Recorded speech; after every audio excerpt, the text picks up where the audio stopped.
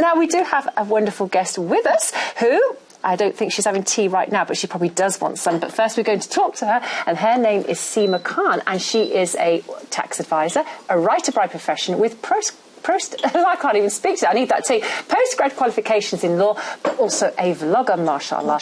So we have here, delighted to meet Seema Khan. Assalamu alaikum. Wa alaikum assalam. Did that tea look good or what? It looks really good, and I could do with a cuppa right now. Absolutely. So you know what, we're all going to have some after the show, inshallah. Now, Seema, you're up to so many wonderful things. Yourself, obviously, you've got on your social media some cooking skills as well. But importantly, you are a lawyer, accountant, and very, very good vlogger. Tell us all about what you've been up to. Well, the other job that you've forgotten about is that I am a mum of two as well. So that is what. So being on Women's AM, we were talking about rush. But I have found time and space in my life to do that most important job, and also work on my passion, which is how can I put this in the most concise terms? Which is I'm interested in humanity, basically the human condition and what makes us human ultimately. Wow. So my channel has been like, it's been a book in the, I've got possibly 3 books that I want to write, but what I noticed was that the media out there, everybody wants the information in the quickest of sound bites, in the most stimulating fashion, in the most interesting fashion, and so, I probably will write those books at some point. Inshallah. But now I'm ready to get that point across. So it was only a few months ago that I have to give credit to my husband for starting, because I never had Facebook, I never had Instagram. I was in my own little world, but I'd been working on myself and my passion, which was I spent hours listening to YouTube lectures on the barzakh, on diseases of the heart, and my passion was I just want to know why. Yes. Because I've always been curious about everything. Our deen, which is what it's all about, it's not a blind faith. It is one where we want ilm, we want to ask questions, but we want it in our language. And this media, the social media, the English language, the young people's language, but also the values that we got from our parents, I want to put that all together, and that's what my channel's about. So it's basically, you not only have you learned yourself and increased your knowledge, but now you're saying you're ready to share it with the rest of us. Yes. Mashallah, I love that. I love that you're raising children yourself, but you're also raising the aspirations of other people who are engaged in a very digital world, essentially. And the traditional way of picking up a book and reading through it is just, I won't say it's a dying art, but I'm just thinking that it is something that people are either too busy to do, and they want to multitask. They want to be able to put something on whilst they're driving or whilst they're cooking, whatever it might be, and just listen to it passively, as opposed to actively reading. It would be about passively learning and kind of engaging with that material. I've done that for my viewers. I've read psychology books, I've read diseases of the heart, I've read all the self-help books possible. Not that I was thinking that there was something wrong with me. I wanted to know, what is the human condition, what makes us human, and ultimately I got my epiphany through the book Spiritual Diseases of the Heart by Hamza Yusuf, which is basically the English translation of what Imam Maulud said. He said basically we cannot be successful. There's an ayah in the Quran that until you return to Allah subhanahu wa ta'ala with a qalb salim, and then that was the epiphany. We are not what's external, we are the human heart. So I want to peel away the layers. So it's my journey, peeling away my layers, and it's still a journey. It's like early days, and one of the reasons why I didn't want to be on YouTube was because I know about human frailty, I know about my own ego, it's still there, and I need to be in and out of Deen, Dunya. So there's one of my series is Deen and Dunya Diaries. So that's one of the episodes. That's one of the series on it. So So tell us what's in those series. What are some of the episodes about? Because you have one about money, don't you? Now, being an accountant, so you've brought your skills, and you've put about that to do with happiness. Is there a link? Does money bring you happiness? Or does it not?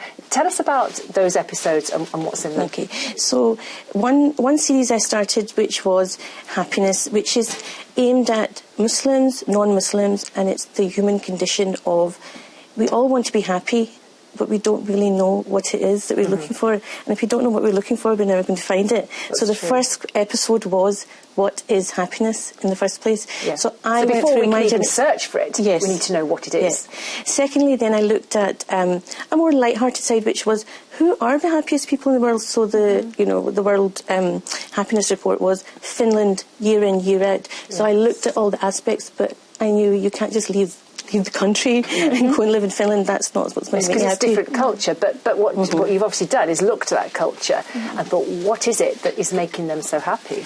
And it was, that led on to the next episode, which was they had a generosity culture.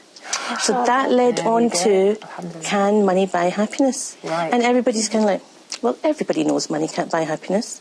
But I turned the whole question on its head because I researched everything.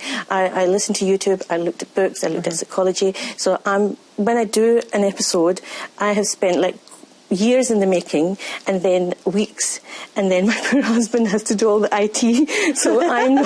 Mashallah, I love that it's a team effort, mashallah. I am not the IT person. I mean, he's actually a vlogger. He's a vlogger. He's a vlogger himself. He loves to, like, he does a food channel, and I'll pump that up now. He does Lazy Garlic UK. Good for him. A food blog, he's got a food channel, YouTube channel. He's got his own. He has my son on it doing Jack Mag vlogs. And how many of them? Mashallah. So the thing is, we have little Muhammad Ali Khan, and that's my son, and he's like, Mum, I'm doing a vlog today, and it's about how to find happiness in the hearts of children at school. Oh, that's so cute. So the whole family is kind of on board, and I cannot eat a meal without my husband. The paparazzi's here, and I'm like, I'm hungry, I want to eat this now. And he's like, he's just photographing it. Yeah, but he's got the whole thing. He's got the umbrella, the shining the lights and everything. He's got a little studio going on. It's fantastic, So and I love the behind the scenes knowledge that you're giving everyone. Like, this is a real organic process. It's not just something that pops up like a click of a button. There's so much that goes on in the back of it all. But this is not just about the vlogging side of it. This is us as a family learning and growing together. He's doing all the IT stuff for me, and I'm learning the IT stuff because he's like, I can't be doing this all the time. But your son as well being involved. Yeah, and my daughter as well. Like, she wants to be an architect, so she's got her own side of things, and they are my testing ground for what I've learnt.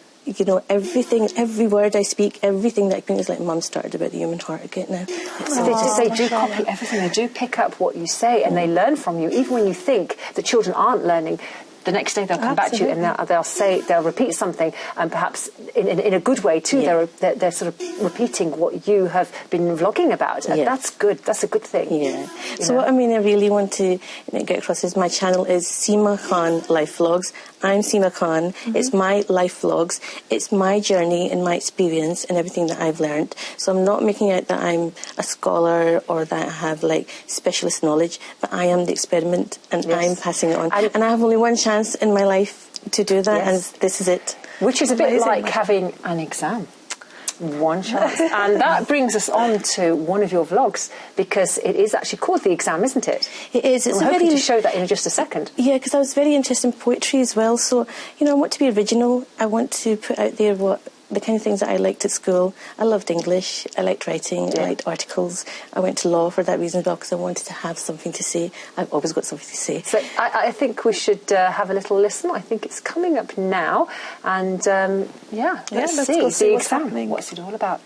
Let's take a look. The Exam by Seema Khan. The papers rustle. Students cough. A pen drops, silently clattering. The exam is underway. I open the question paper. Confusion and muddled glances.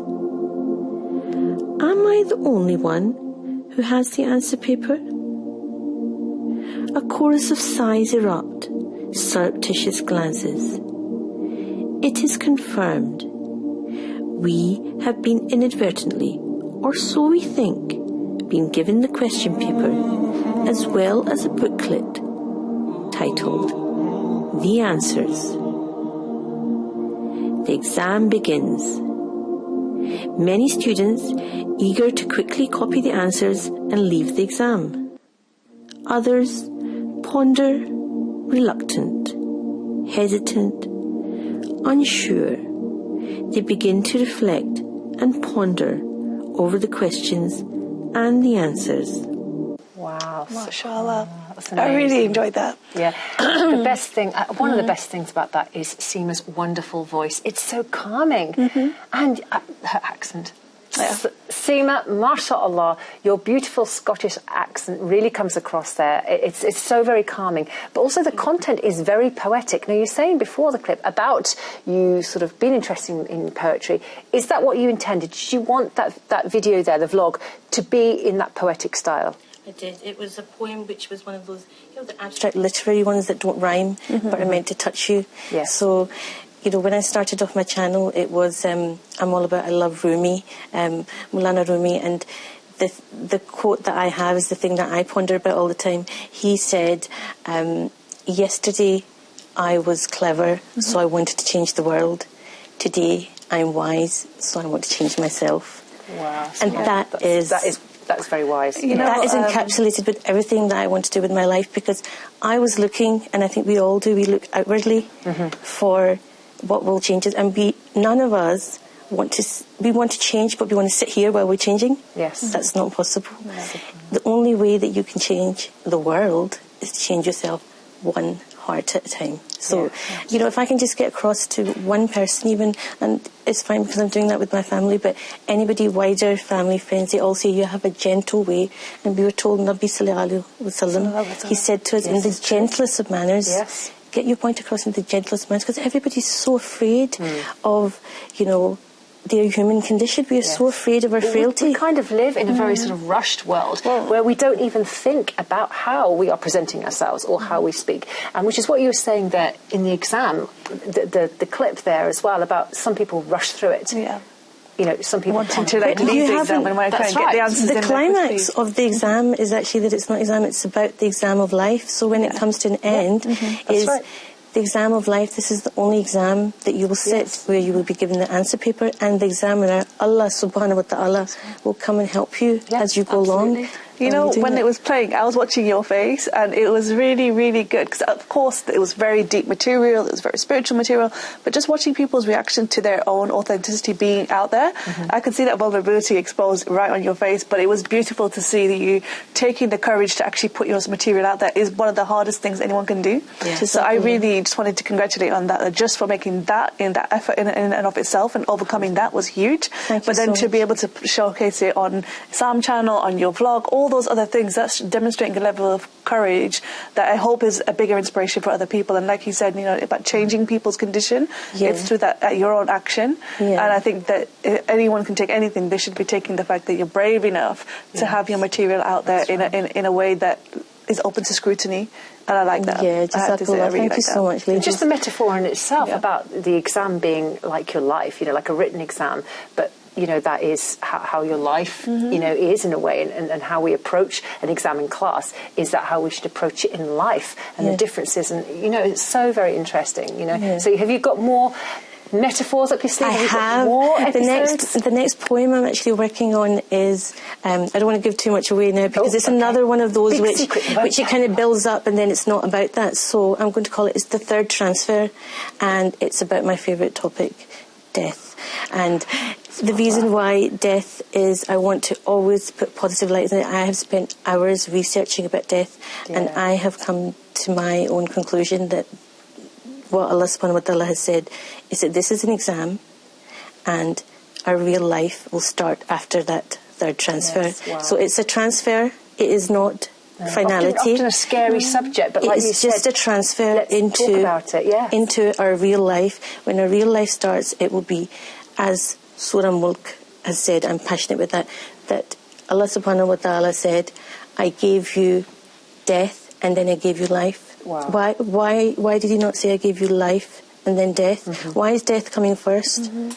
Because we first have to die, all of us, and then we'll get that life that we're after. So, I was actually talking, Imam Islamkhan said exactly the same thing, that order is very, very deliberately put in by Allah. That really touched my heart, and I thought that's the message that has reached me. That's my epiphany moment. And the message that I want to give is, obviously, I'm just a messenger of translating what the Quran said into my understanding of it. But Allah subhanahu wa ta'ala, He is the changer of hearts. And my dua is for the whole Muslim ummah, basically, that they will get that nur, that light, some epiphany moment. It could be a quote, it could be anything, but there will be, inshallah, a moment in everybody's life where they will find, you know, mera dil badal. I love that. Just change my heart to love you the way I was designed to love you. Let me peel away all the layers of the external. Let me see who I really am, and we are our spiritual heart. Talking of the Ummah as well, though, what has the response been from society, from others, you know, watching your vlogs as well? What has the response been from the Muslim Ummah, and also is it different from the non-Muslims that have been watching it? Yeah, the non-Muslims are just, you know, the first episodes first went out and they were not anything related to Islam. They were about the human condition and happiness. Everybody wants to be happy. Everybody wants that commodity. So when I did Can Money Buy Happiness, I was telling everybody, Muslims, non-Muslims, atheists, everyone, you just want to feel good and avoid pain. So what's it all about? It's all about the human condition and that heart kind of opening up and seeing that, oh, I'm being sold the wrong brand of happiness because I'm taking in our eyes, our ears. The media is feeding us what they think is their brand of happiness. Absolutely. There's only one brand of happiness. As you said, there's only one time, and that, you know, that is, you know, with Allah subhanahu wa ta'ala, and, you know, digging deep into yourself as well, and seeing what you can do to be a better person. Alhamdulillah, very wise. Thank you so much for coming and talking to us today. It's been so exciting. It's been riveting stuff, and I'm sure many people are going to be visiting your blog, inshallah. What was the name of it again? It's Seemakhanlifevlogs. Perfect. On YouTube. And MashaAllah. So I'm sure people will be visiting that on YouTube. But alhamdulillah, it has been a fantastic show. Fortunately, we are out of time.